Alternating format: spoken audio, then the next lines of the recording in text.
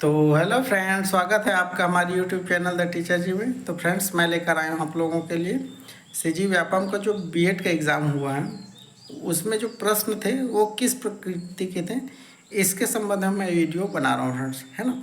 तो आप इस वीडियो को अंत तक देखिए और एनालिसिस करिए कि जो मैंने चीज़ें रखी हुई है क्या प्रश्न पेपर के हिसाब से सही है कि नहीं है, ठीक है।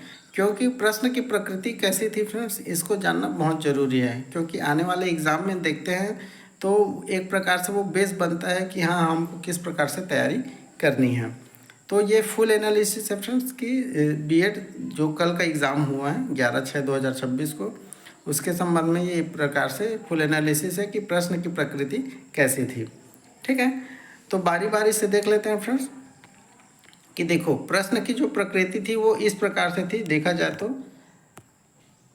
लंबे प्रश्न थे, है ना, लंबे प्रश्न थे। आप सभी जान रहे होंगे कि लंबे प्रश्न बहुत बहुत सारे थे, है ना। वन लाइनर भी प्रश्न थे, कठिन प्रश्न भी आपको देखने के मिले होंगे, मध्यम प्रश्न भी थे और सरल प्रश्न भी थे, ठीक है। तो मैंने इस प्रकार से जो है डिवाइडेशन किया हुआ है फ्रेंड्स कि लंबे प्रश्न थे, वन लाइनर थे, कठिन प्रश्न थे, मध्यम प्रश्न थे और सरल प्रश्न थे। अब कौन कौन से प्रश्न थे, मतलब इस प्रकृति के थे, उसको मैं आपको आगे दिखाने वाला हूँ फ्रेंड्स, ठीक है। अब जैसे लंबे प्रश्नों की बात की जाए फ्रेंड्स, तो मैं कुछ जो पार्ट वाइज है उसको दिखा देता हूँ। तो लंबे प्रश्नों की बात कर फ्रेंड्स, तो देखो ये 33वें नंबर का क्वेश्चन है ना। ये इस प्रकार से लंबा प्रश्न आपको दिखाई पड़ रहा है। ये सामान्य ज्ञान वाले पार्ट से। इसके पहले थोड़ा सा मैं रीजनिंग वाले पार्ट को दिखा देता हूँ। तो फ्रेंड्स, ये रीजनिंग का पहला ही प्रश्न देख लो, है ना, जो कि मेरे को सेट मिला उसके हिसाब से बता रहा हूँ।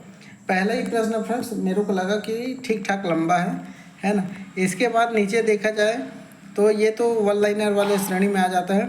इसको देखेंगे तो ये लंबे प्रश्न की श्रेणी में आ जाएगा फ्रेंड्स, ठीक है। ये आपका छोटा प्रश्न है कहते हो एक प्रकार से।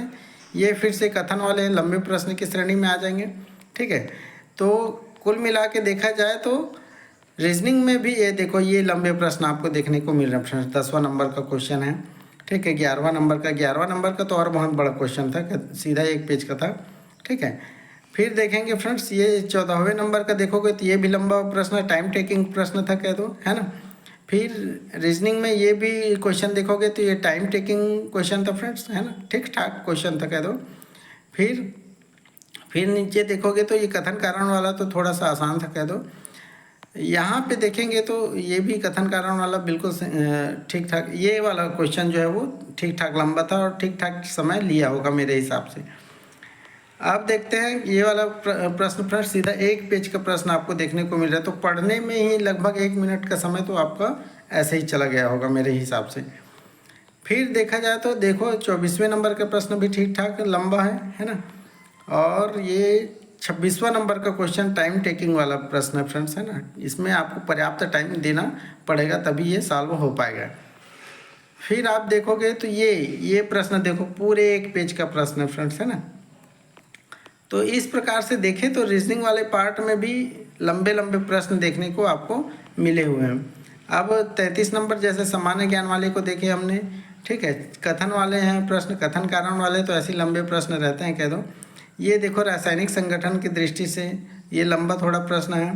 फिर आप देखोगे ये, है ना, तो लोकसभा स्पीकर की बात करें तो लंबे प्रश्न की श्रेणी में आ जाएगी फ्रेंड्स ये। तो कुल मिला के कहा जाए तो लंबे प्रश्न आए हुए थे रीजनिंग वाले पार्ट में भी, शिक्षण अभिरुचि वाले पार्ट में भी और आपके सामान्य ज्ञान वाले पार्ट में भी, ठीक है। इवन अगर देखा जाए तो इंग्लिश वाले पार्ट में भी आपको जो सीक्वेंस से जमाने के लिए दिया गया है उसमें भी ये वो लंबे प्रश्न की श्रेणी में आएगा फ्रेंड्स, ठीक है। अब हम लोग कुछ चीज़ें और देख लेते हैं इसमें।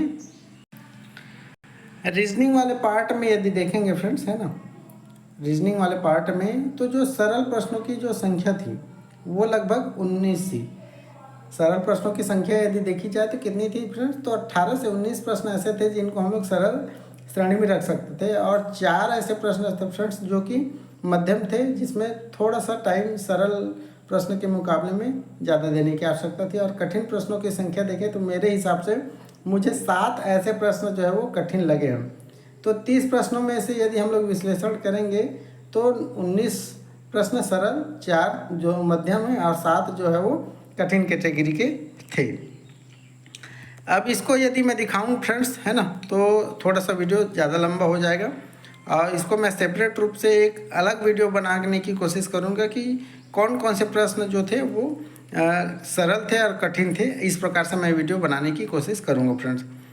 फिर सामान्य ज्ञान की यदि बात करें तो सामान्य ज्ञान में देखोगे फ्रेंड्स तो प्रश्नों की सरल संख्या देखेंगे तो 14 प्रश्न ऐसे थे जिनको मैंने सरल कैटेगरी में रखा हुआ है। ठीक है। मध्यम की बात करें तो 3 प्रश्न ऐसे थे जो अगर मैं एक मतलब परीक्षार्थी के रूप में बैठता तो इसी प्रकार से एनालिसिस करता फ्रेंड्स, है ना। और 3 ऐसे प्रश्न थे जो कठिन था, जो लगभग मेरे से नहीं बनता।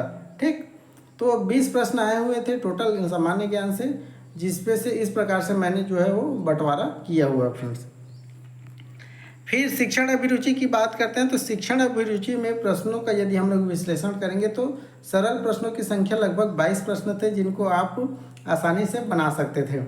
अब आसानी से वही बना सकता है फ्रेंड्स जो लगभग अच्छे से तैयारी किया होगा, पूरा टाइम दिया होगा तैयारी को, है ना। ऐसा नहीं कि आपने 4 दिन पढ़ा उसके बाद आप पूरा अच्छे से बना लेंगे, ऐसा मैं नहीं सोचता हूँ, है ना। जो लंबे समय से इसकी तैयारी कर रहा होगा 1 महीने 2 महीने से, तो अच्छे से शिक्षण अभिरुचि में भी अपनी पकड़ बना सकता था। ठीक, तो उनके लिए ये सरल था ना। बाकी जो तैयारी नहीं करने वाले थे उनके लिए तो फिर पूछो ही मत क्या हो सकता है। मध्यम कैटेगरी की यदि बात करें तो 4 प्रश्न ऐसे थे फ्रेंड्स जिनको आप थोड़ा सा और टाइम देते तो वो बन सकता था। कठिन प्रश्नों की बात करें तो थोड़ा सा मेरे हिसाब से 4 ऐसे प्रश्न थे जिनको आप बहुत डीपली अगर पढ़े रहे होंगे तभी ये बन सकता था। इस प्रकार से मैंने ये जो है बंटवारा किया हुआ है।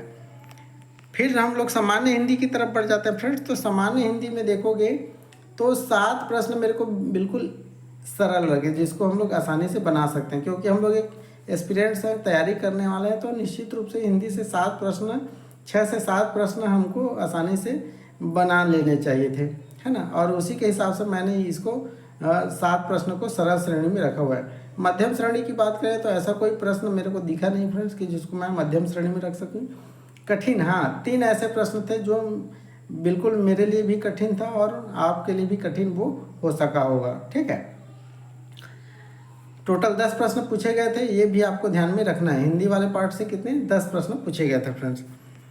फिर हम लोग सामान्य अंग्रेजी वाले को देखते हैं तो सामान्य अंग्रेजी में भी जो सरल प्रश्नों की संख्या देखी जाए तो 7 ऐसे प्रश्न थे जो बिल्कुल सरल थे फ्रेंड्स, जिसको आप आसानी से जो नियम है, जो इंग्लिश व्याकरण का जो नियम है उसके अकॉर्डिंग यदि आप बनाएंगे तो निश्चित रूप से 7 प्रश्नों को आप आसानी से बना सकते हैं।